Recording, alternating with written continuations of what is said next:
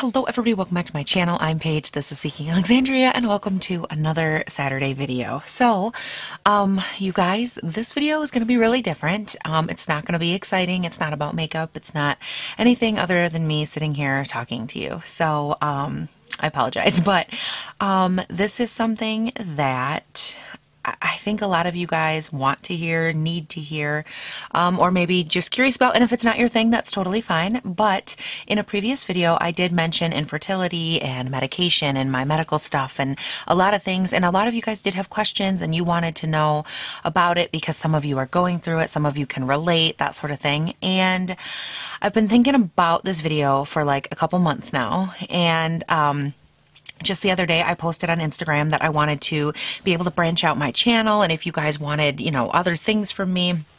And one of the things that I've heard a couple of times from you guys is that, excuse me, you do like to hear this side of my life. You like to hear other things. You don't always want it to be just about makeup. So I thought tonight we would just, or well, for me it's night. For you it's not tonight. But I just wanted to sit down and I took off all my makeup. So if I look a little bit weird or my eyes look funny, it's because I just took all my makeup off and put all my like creams on. And I'm just in my old lady sweater. And I thought we would hang out together and I would tell you guys a little bit of my story. So let's, I guess, dive into that. So for me, I'm going to kick this off with actually a letter that I wrote a couple years ago, and I'm going to read through it. And just a little forewarning for some of you, if you're going through it or if you're sensitive to the topic, this might be, I don't want to say difficult, but it might, you know, stir up some emotions. So, and I just give you forewarning because there are sometimes I watch people and I'm like, were you trying to make me cry? Because damn it, you did it. And so I've just given you fair warning that this could make some of you upset for whatever reason, whether it's something you go through or not. So let's go ahead, and I'm reading it off of my phone, FYI. So I guess let's just jump into the letter. Whew, getting hot. I've never talked about this kind of stuff on camera before. Can you tell? Like, does it show? I think it shows. Whew, okay. It says, "To my nugget. I want you to know about the world. I want you to be prepared. I want you to know how much you're loved, even without ever being tangible. I have dreamed of you for years. Is that weird? I hope not. Because I see you when you're born and how much you resemble my own father. You're so beautiful and headstrong, but I have no idea where it comes from. I see us riding in the car together when you're 14, windows down, singing together at the top of our lungs. It's probably 80s music because, as you would learn, it's the best there is, followed closely by 90s music. While we drive, I can see me and you, your face even with the world. Never above or below, always even. Never too good or not good enough. You're equal, and others are equal to you. So you look up and face the sun in your cutest pair of sunglasses.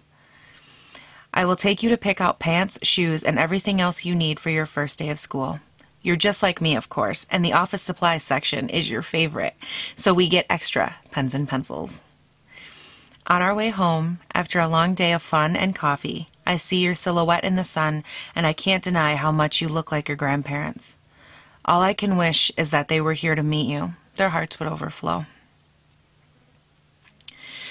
I always pray that you will look into the sun without fear of what has yet to come. I want you to have fears because they're only normal, but always keep them in check. I have spent so many of my own years in fear of so many different things, and believe me when I say it's not worth it. You will be headstrong and faithful for a reason. Use it. Never let any piece of your being be silenced by fear or regret. Your shoulders will be undoubtedly broad, but I pray their load be light. You'll have a hard time finding shirts that fit those things, trust me on that one, but you'd be able to shoulder everything life will give you. You would be there for your friends and always hold them when they call you crying, but don't forget to let them hold you too. I was never much good at that part, so I hope you got the ability to find strength and weakness from your father. There will be several things in life that will hurt. Some will hurt more than others and make you think you can't possibly live anymore. Do not be afraid. I promise that life will continue. When I realized that I would most likely never meet you, it was one of the hardest moments of my life. If I'm honest, I had never really given much thought to having kids. Please don't take that personally.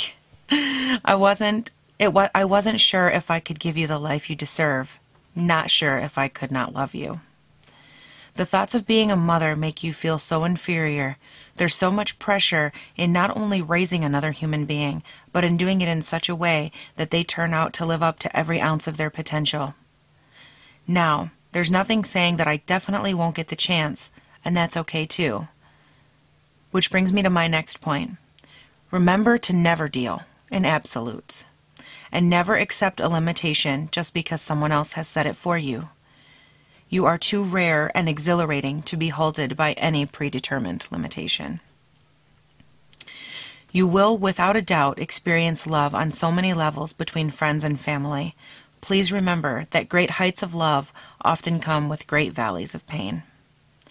Believe me when I tell you that it's all worth it. The love you will receive and give to your closest friends and family are worth every tear you will lose over those people who hurt you. I have some of the most amazing friends a woman could ask for, and I believe you would be blessed with the same. Now, as your mother, it's my job to talk to you about boys. I know, it's not cool. When you're looking for someone to draw close to in this way, just remember something. They should be someone who helps you see the world more vibrantly, but not your reason for living. Think of it this way. You're looking into a painting, really trying to depict the meaning. You see it for every facet of its beauty. The story the painter was trying to convey is all there. Now, along walks someone else who helps you see the story. They walk in just as suddenly as the air to your lungs, and before you know it, you can't imagine ever seeing that painting the same way again. With only your insight, it was beautiful, but once you've added theirs, it is truly breathtaking. The same will be true of your life. It's going to be awe-inspiring all on its own, but once you add the one, it'll make you question how you ever painted your life without them in it. Try not to fall too hard too fast, but don't be afraid to fall at all. It's a delicate balance, little one, but one I'm sure you can handle. Be sure not to become obsessed or lose who you are. The biggest disservice you can ever do to yourself is to forget how amazing you are in your own merit, exactly as you were created. I think it's important that you know that my love for you did not go to waste. It has allowed me to love so many other children. That in no way takes away the love I have for you in my heart, but it does help me to better love other tiny humans. You see, I never thought that I could love another child as my own, so for a long time I figured the love I held for you would just lay dormant. However, I was quickly corrected when your cousins were born, and soon after that all my friends started having babies, and before I knew it, boom, there were babies everywhere. Babies that needed me to love them just as much as you would have needed me to love you. And that was a beautiful thing. It showed me that the love we are given is never intended to go to waste, even if it doesn't go where we think it should go. I want you to know me, to understand so much more about me than you will probably ever get to. I want you to know that I love as deep as I can, but that it's difficult for me to trust others with my love. I want you to know that I have felt so small and shameful for so much of my life, always feeling like mentally, physically, and emotionally, that I was never up to par. More than any of that, I want you to remember one thing. It does not define the woman I chose to become. None of my pains, diagnoses, sizes, or sadness ever defined who I was or altered the kind of person I knew I could be. Achievements in life are half head and half heart. You have to be able to discern both halves well in order to obtain the life you want and the goals you set for yourself. In life you will be given so many choices, just as I was, and I want you to realize that each one has its role in your life. There is no physical way that I could compile a manifesto for you containing everything you should know about the world, but I will continue to try. I will continue to write for you in my soul and live for you in my life as though you were about to form into existence. I pray that even though you only exist in my heart, that you know just how much I love you. How much I always will, and how blessed I would always be should I meet you. I know I speak to the contrary all the time, but just know that no matter which direction life takes me, I will always be your mother, ready to take action and love you unconditionally. Dr. Seuss said once that a person is a person, no matter how small, and I believe that more than ever now. I believe you're a person. You're my tiny person, and I already believe in your ability to achieve anything your heart desires. The definition of faith is to believe in things unseen, and I believe in your heart.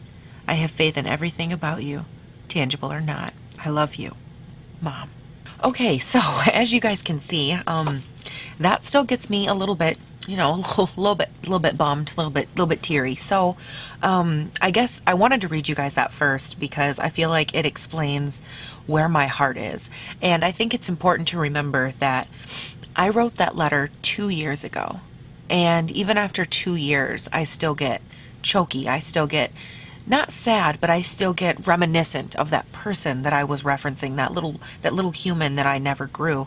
And I think that's okay. It's always important to remember that whatever you're going through in this respect, that pain doesn't have to go away for you to be okay. And so I'm going to backtrack just a little bit, and I'm going to tell you guys a little bit about how all of this came to pass, just in a nutshell. So I do have what's called a macroprolactinoma, but it is a brain tumor, basically, that sits on my pituitary gland, and it secretes prolactin into my bloodstream. And when I first started going to my doctor for it, I was 19, which is pretty young, and the long and short of it is my tumor, typically tumors like this might not infringe on your ability to have children, but they also don't typically present that early. Mine started growing when I was, I believe they estimate right around the age of 12 or 13 years old, which completely makes sense. It correlates with everything that was going on in my life. And because it started when I was so young, they think that there may have been, you know, damage to my reproductive organs and that sort of thing. So we started seeing a doctor, obviously, and she told me, sorry, my nose itches. She told me that you know, if I ever wanted children, my only option would be to go off of my tumor medication, which I take to keep the tumor in check. It shrinks my tumor. It makes me sick a lot of the times. You guys have heard me talk about it a million times on a vlog or on here. And anyways, basically we talked about it, and we kind of came to the realization that I am more than likely either not able to have a child, or that my body would reject it because it spent years being in what they called like hormone suffocation, where my ovaries and my body haven't experienced the correct flow of hormones. I haven't had a menstrual cycle. That sounds disgusting. I forgot to turn the AC off. I apologize. But I haven't had a menstrual cycle since I was 16. I want to say I was 15, maybe 14 or 15. And it lasted for months, like 3, 4, 5, 6 months. It lasted a long time. And it was a whole long thing, but not getting into that. That was the last time I really had a full several cycles. And so they think that there's a mixture of medication, hormone suffocation, and developing during puberty that didn't happen as a result of my tumor, that they've all kind of come to the realization without any invasive procedures, without really technically checking, that I'm just probably not able to carry a child if I could get pregnant, that it wouldn't last very long because my body wouldn't know what to do, because my tumor is used to killing, quote unquote, that type of hormone. So that being said, I'm not going to sit here and claim to know how it feels to go through fertility treatments. I don't know how it feels to go through like IVF or being told that I'm infertile, like technically from a doctor after all the invasive procedures. I don't know any of that. I have nowhere to speak of in that respect. So what I can tell you is my story from then on. So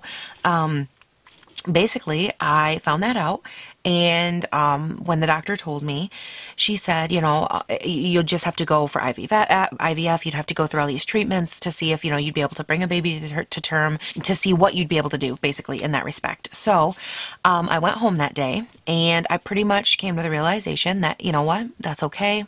I don't think I'll ever be able to have kids. And that's okay. And I did see a couple other doctors after her, and they've all pretty much agreed that it more than likely just wouldn't be good for me, for my body.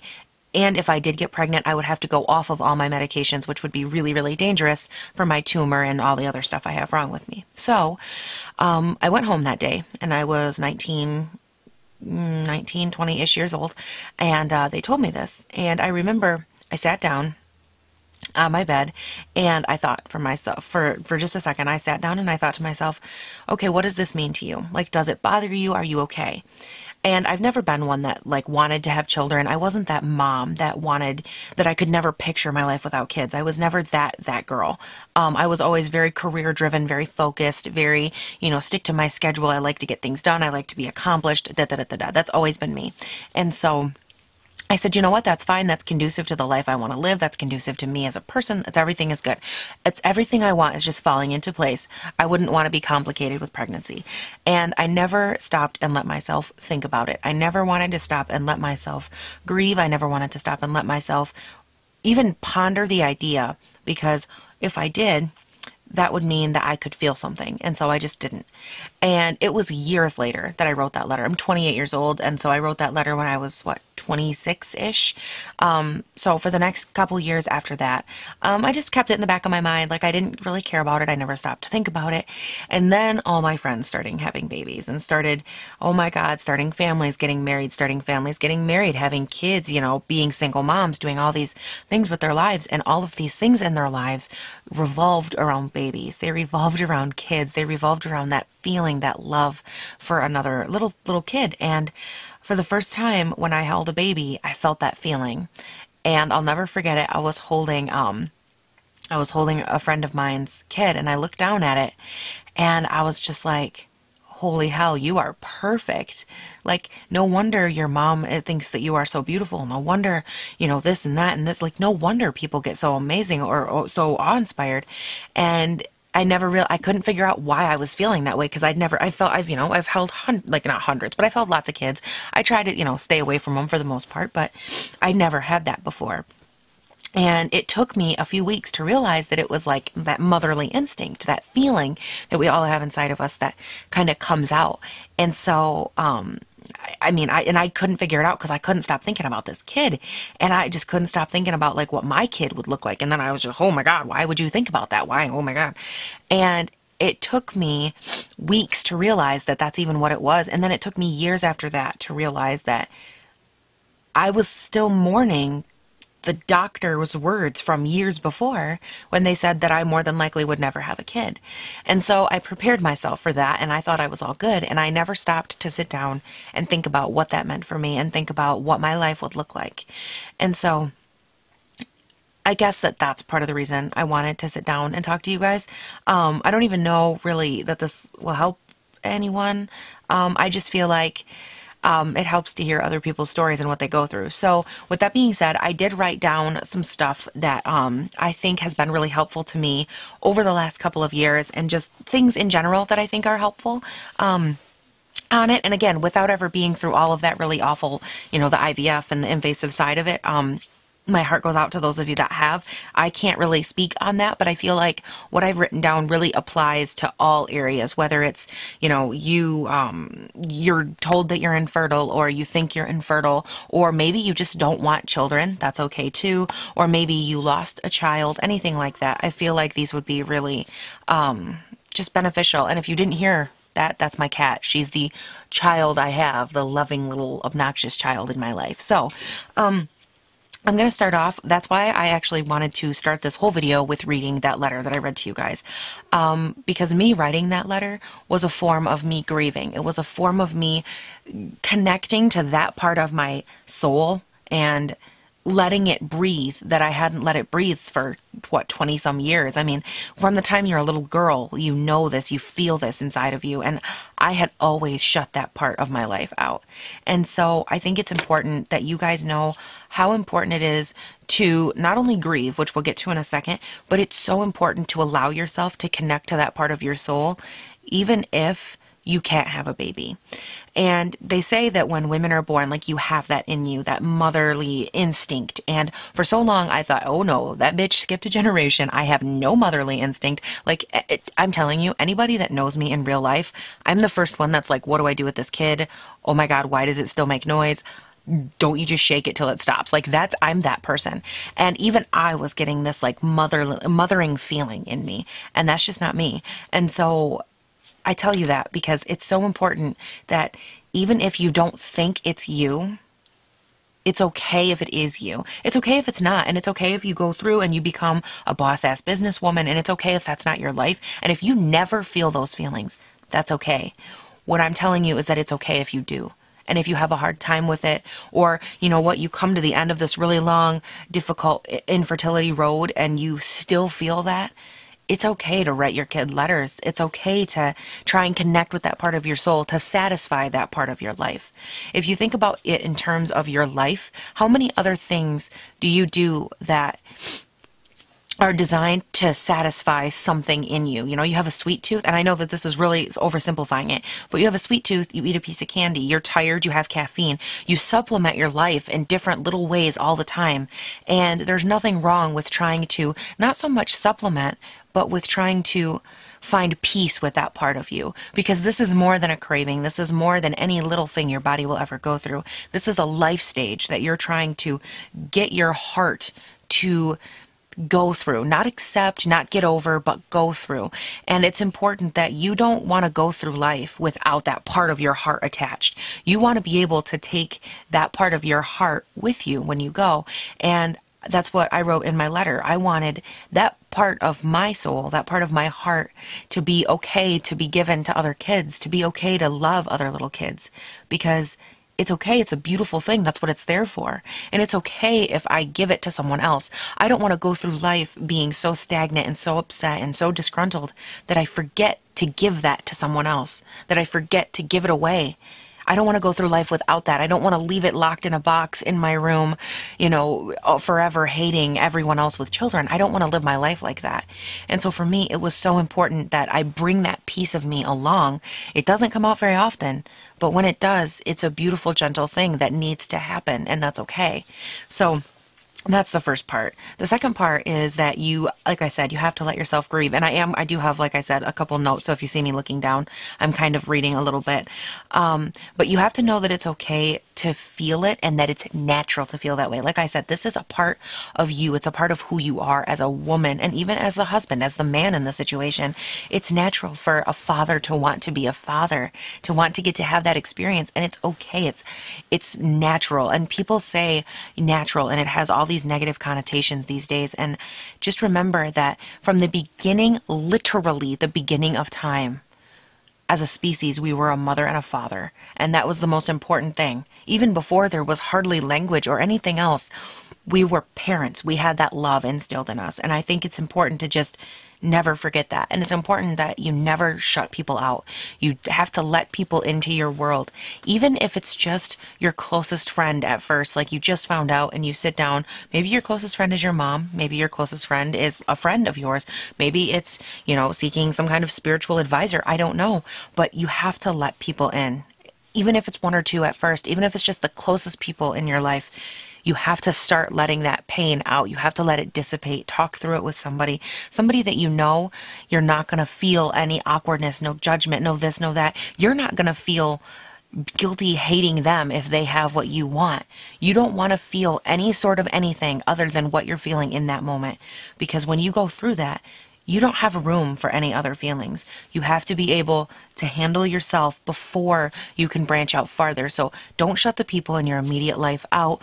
Don't give them the fake, it'll be okay. Don't do that. It's not worth it. And you have to tell yourself every day that it will get easier. And I say that because before I wrote the letter and after I wrote it, I had to come to the really real realization that it was going to be okay, that my life wasn't over, that I hadn't suddenly stumbled upon some desire that I had that I couldn't fulfill. Everything was going to be okay. My life was going to go on. I was still going to be everything I ever wanted to be. And it's okay that that happens. And it will get easier. And now I'm 28 and it does get easier. Obviously, like I said, I read stuff like that and I read those words and I still do get put back in that mindset of almost loss or upset or whatever. And it does get easier. And as your days go on, you start realizing that you have more and more love to just dole out to other kids. And eventually that pain, it doesn't necessarily go away, but it lessens and it finds its way to make peace with you. And it's a beautiful thing. You have to let yourself mourn. And this was, for me, such a big step. You have to let yourself mourn what may never be. And this goes for if you've lost the child, if you could never conceive the child, if you just, if you're told from the beginning you're infertile before. Some people are told they're infertile before they ever even find the man of their dreams. They're told they're infertile. And that is heartbreaking too, because you're left going, I'm alone. I'm going to be alone forever. That was me. I was basically told I was, in this position. I was single, obviously, and I was young, and I was thinking to myself, well, who's going to want that? Who's going to want some young kid with all these health problems and a brain tumor and a this and a that? She has no career yet. She's got all these problems, and now she can't even give him a baby. And as the woman, we assume all the responsibility. We assume all of the pain, all the feeling that goes with that. We take all that on ourselves, and we automatically say those words to ourselves, don't we? Like, I know we do, because I know that I did. I can't give him a baby. I can't give him what he wants. I can't give him what he deserves. He would make a great father if only I could do that for him. And you can't, I hate to say you can't feel that way, but you cannot allow yourself to assume responsibility for something that it sounds like you're choosing not to do. Like, I could mow the lawn, but like, I'm not gonna. It's not the same, you guys. This is not the same pain. This is not the same fulfillment. This is not you taking something away from someone else. This is not that. This is you accepting an earthly bodily limitation that you specifically have, but it doesn't mean you are not able to have a kid. And there is a distinction while we're on the topic. People will get, I've seen this, and it's sad, but people get really upset when you talk about, I can't have a kid, I can't have a kid. And they always say, well, you can adopt, you can adopt. And there's two sides to that coin. Yes, you can adopt. Yes, adoption is a beautiful thing. But when you are freshly going through that wound and that pain of finding out that you can't, just know that not everyone will receive that the same way. I received it with open arms. I was fine with it. I said, you know what? I will be able to adopt if I want one. And that is a great thing, and it's beautiful, and I love that idea. And I love the idea of giving a home and a heart to another child that otherwise wouldn't have it. That's great.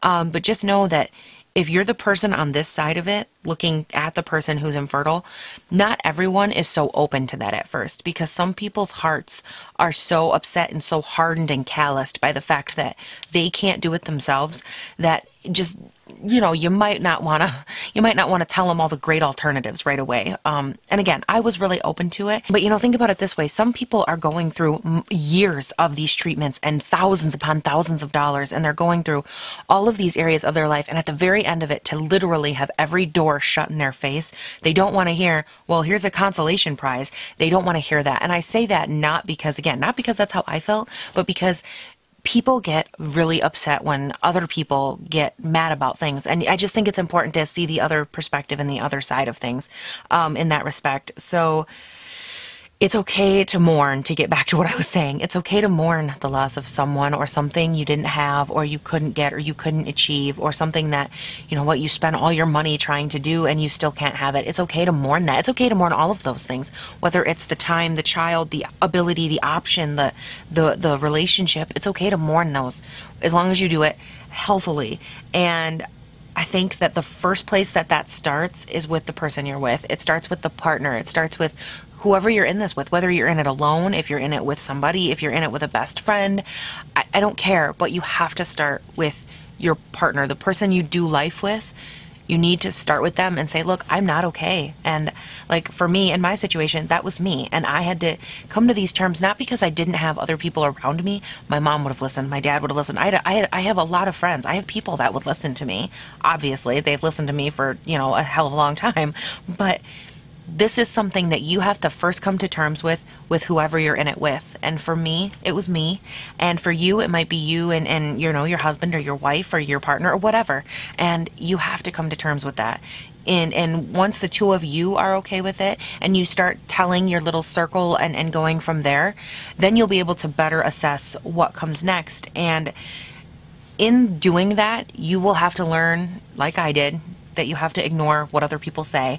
And that kind of goes back to people recommending adoption. And then there's always the, oh, you could adopt, but it'll never be really yours. And there's all of these negative damn things that people feel the need to say that they quite frankly have no reason to say. There's no merit in them. I don't know why people say the worst shit at the worst time, but ignore the negative things that other people say. If people are saying it with a kind heart and you interpret it negatively or you hear it poorly, always keep yourself in check, because it will be difficult to go through this process and to feel like everyone is judging you or to feel like everyone's trying to give you their opinion. And that part of it is difficult. And you have to learn to balance what you hear with what people actually say. There's so many negative stigmas out there about adoption, about fostering, about all of these things, about things that quite frankly are so beautiful that we have the opportunity to do and to love children that are not our own. That's a beautiful thing. And how there could be anything negative out there, I do not know. But when you go through this situation of not being able to have your own physical child, negative things come up and people will, oh, the stigma of, oh, that's not my kid, or, oh, how is it going to feel to have your own kid one day, insinuating that the kid you adopt or the child that you foster isn't yours, that you don't love them as your own. And these are things that that are gonna pop into your head left, right, and sideways. And I know because they popped into mine. And it doesn't matter in what area it is, if it's about you or your life or adoption or someone saying, well, you never deserved a kid. They didn't deserve a kid because, they smoked marijuana, or they didn't deserve a kid because they did X, Y, and Z, or, maybe it's better based on your career if you don't have a kid. And people will come at you with all of these little jabs, again, no matter what they're about, whether it's, during the infertility, right after, what you choose to do as far as having a child or not having a child, or adopting or fostering or things like that.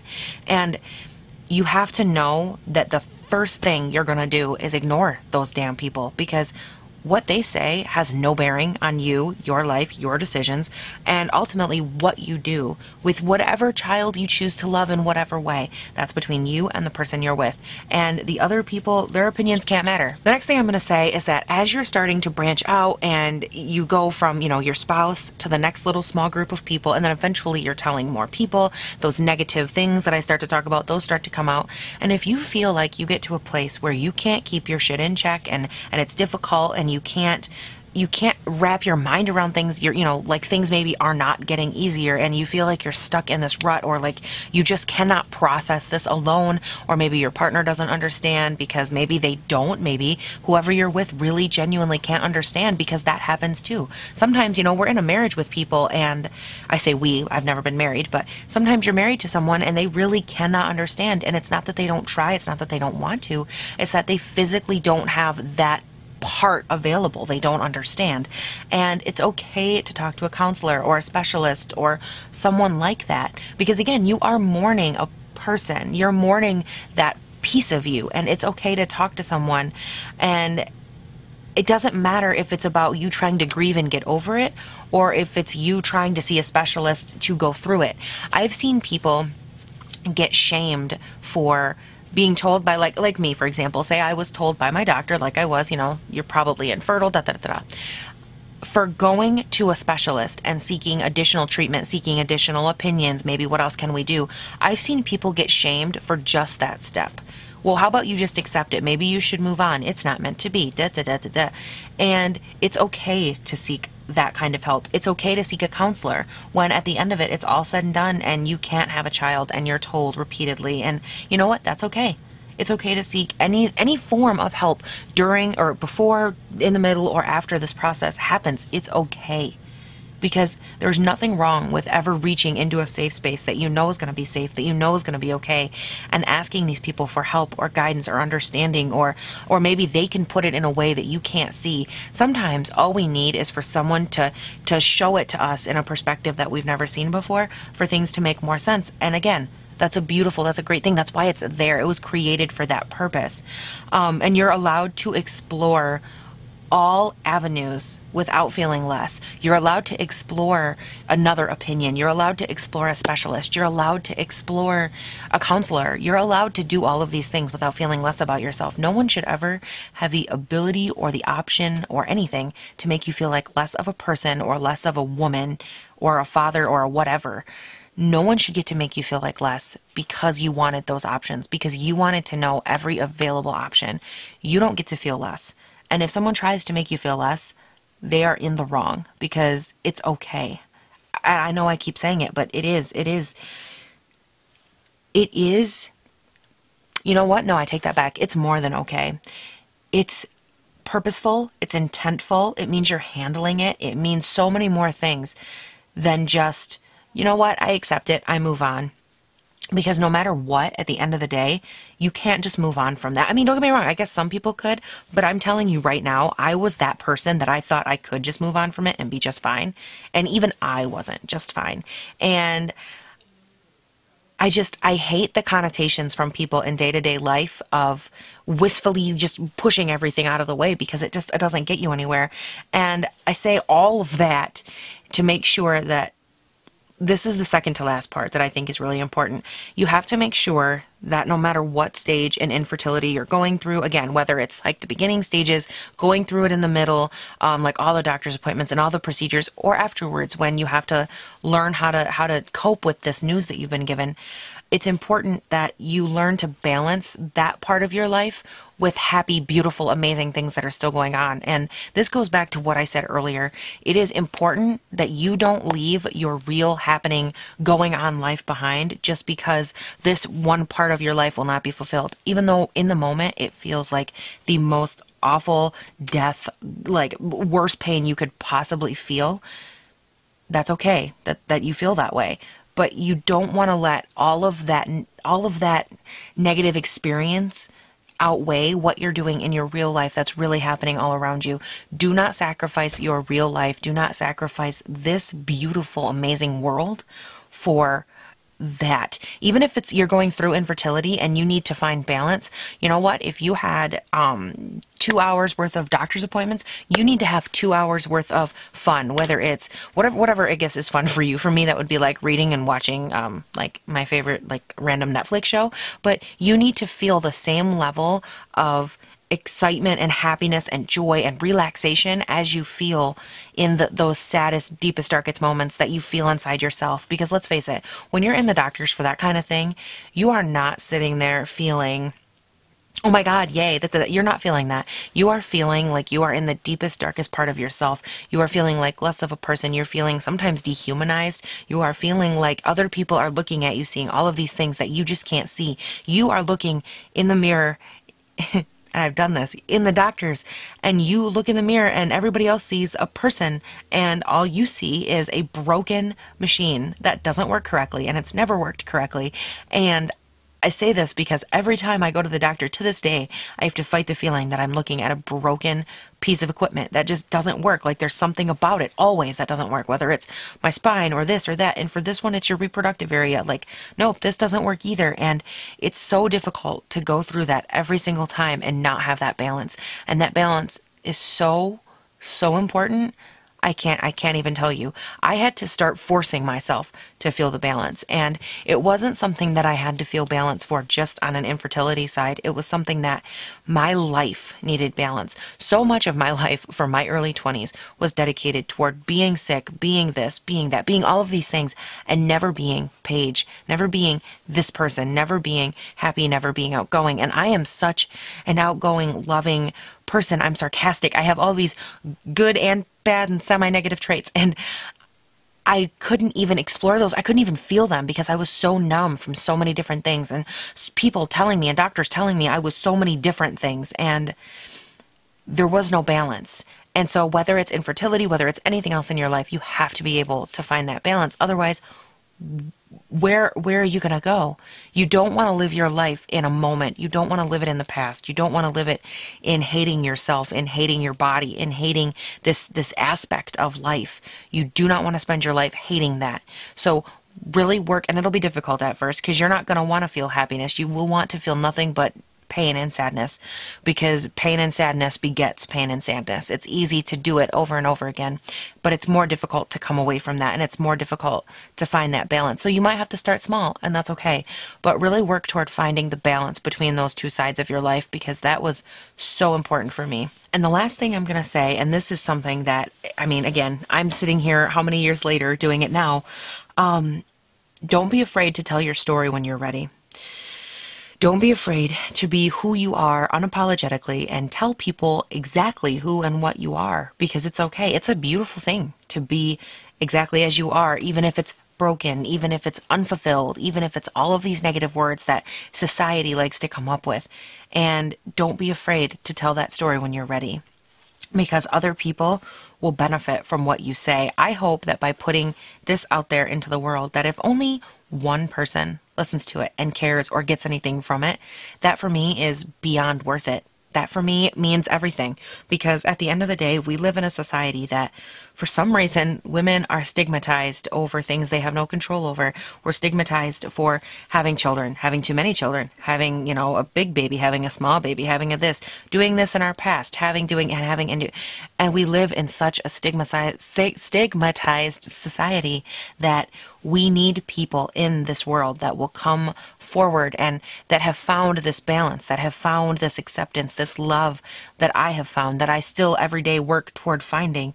And we need people to be able to come out and say, you know what? It's not bad. I didn't do anything wrong. This was out of my control. How fucking dare you try to tell me that there's something wrong with me? And here's what I have to say. And people that are just willing to give that to the world and give that to complete strangers, it's beautiful and it's powerful, and words and stories and life, they all come with meaning. They all come with a reason, a piece about them. And again, I just hope that this helped any of you. I don't know. I know that my story isn't super, it's not finite. It's not whatever. And like I read in the letter, it's not always something that, it isn't always about grieving. It isn't always about having a list and having everything all written down like I do. It isn't always about that. When I wrote that letter, part of me that needed to be satisfied, the part of me that needed to be okay, was the part where I was able to pass that on, that information, that knowledge, the things that I want my children to have, the things that, whether it's manners or knowing when they're allowed to walk and not walk at a crosswalk, whether it's them knowing about boys or friendship or how to be real and vulnerable and how to have a friend and be a friend and keep secrets and know when it's appropriate to keep secrets. And, there's all of these things that I can see myself as a mother wanting to give my child and wanting to tell them that you can't sit there. I couldn't sit here and not say it, because it's just as much for that baby that I never had as it is for you guys. There's things that you want your kid to know, even if they're not born. You want to know that you told them that first, that before this baby was ever formed into creation, that I told it first, that I was its mother, that I had this effect on this other non-tangible human being. And it's okay to do that. It's okay to look out into the world and think, I want to make my impact. I want to help form a kid. I want to be able to do this. That's okay. And I think for me, to you guys, I think that that's what for me needed to happen more than anything, is I had to figure out a way that I could figure out what in this process was important to me. For some mothers, it's the whole thing from beginning to end, from, conception. Inception is a movie with Leonardo DiCaprio. From conception to, them being 18, 30 years old, getting married, having their own children, becoming a grandparent. For some parents, that whole spectrum is what they love. They look forward to the whole thing. They want every moment in between. For me, it wasn't about the grand scheme. It was about knowing that I could create a person that would be not perfect, but they would be my perfect, and a person that I could teach things to and give them wisdom and give them the damn info that I didn't have, and be the person for them that I didn't have. Someone that would understand what they were going through because I've been through it myself, and someone that would listen to them, and someone that would believe them, and someone that would let them know that they were smarter than anybody told them they were. And it's about knowing that. And I have found such solace in knowing that it's okay for me to not only give that to the baby I haven't had, but it's also okay for me to give that to the other kids that I know. It's okay for me to teach other children with, obviously with their parents' knowledge. I'm not just like sneaking up on random kids and like teaching them stuff, but I think it's okay to want whatever it is about motherhood or fatherhood that makes you excited. It's okay for that to still be exciting, and it's okay for you to want to be the first person that gives that to your kid, even if they're not real. And it's difficult because as I say these words, I know that they don't make sense. I'm wanting to teach a kid that's not real, that hasn't been formed into the world. But what people don't understand, or at least they don't understand if they haven't been there, is that that kid is real, but it's only real to me. And it's okay if that kid is only real to you. It's okay if that kid is only real to me. It only needs to be real to me. And again, I know that it sounds so crazy, and it's all something that happens. All of these things, they don't happen out in the real world. I don't walk down the street holding an invisible baby. I don't walk out into the world and talk about a child that I never had. These are things that happen inside you, inside your soul, within yourself. And it's just, I guess, to sum up everything, it's okay to explore that side of it. It's okay to explore the emotion of what it was that you wanted to be in a parent, and to figure that out and to really explore that space. Because once you open up, this is what I personally believe for myself, once I allowed myself to delve into that and to open up that world and to open up my heart to that idea that this is what I wanted in parenthood. This is what is important to me, passing on love and knowledge and information, and being that ear for someone else. Once I figured that out, it became so clear to me that there were so many other options, and no, they're not my kid, and no, I didn't give them life and whatever, but it's still able to fulfill another little piece of me. And as I go throughout my life, my goal is that by the end of it, I will have given out all those little pieces, whether they be to my nieces and nephews, whether they be to my friends' kids, whether they be to, a big brothers, big sisters kind of thing, whether they be to a kid that I adopt in 10, 20, 30, 40 years. It doesn't matter. I will have given out by the end of my life all of these little pieces. And if I never have my own kid, I will know that I spent my whole life, and that now my little kid that I never got to have is inside of all these other little kids, because I gave those kids my kid. I gave them what I would have given my own child. And I think that for me sums up everything right there. That is the whole goal for me. That was the goal for this video, is to tell you guys me and my story, and to give you guys another little piece of my kid. And now you have it. So you guys, at the end of a really, really long 40-minute video, I hope that this was something that meant something to at least one of you out there.